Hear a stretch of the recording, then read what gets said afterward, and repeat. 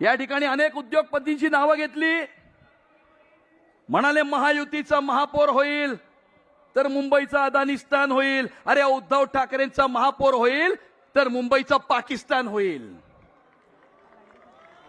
आणि या ठिकाणी उद्धव जींपासून उद्धव मामू पर्यंत यांचा जो प्रवास झालेला आहे, छत्रपती संभाजीनगरमध्ये पाकिस्तान जिंदाबादच्या घोषणा देणाऱ्या रशीद मामूला तुम्ही तुमच्या पक्षामध्ये प्रवेश दिला. बॉम्बस्फोटाचा आरोपी इक्बाल मुसा उर्फ बाबा चौहानला तुमच्या उमेदवारांनी त्यांच्याबरोबर प्रचार केला. या ठिकाणी तुमच्या प्रचार फेरीमध्ये पाकिस्तानचे झेंडे फडकले होते आणि शार्जिल इस्लाम आणि उमर खालिदला बेल मिळाली नाही म्हणून आदित्य ठाकरे त्यांच्याबद्दल सहानुभूती व्यक्त करत होते, चिंता व्यक्त करत होते. हा तुमचा प्रवास आहे.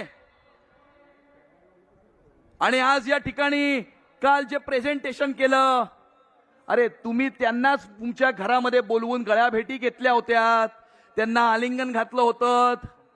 अरे तुमची पोरं त्यांच्या लग्नामध्ये नाचतात आणि तुम्ही आम्हाला मराठी शिकवता.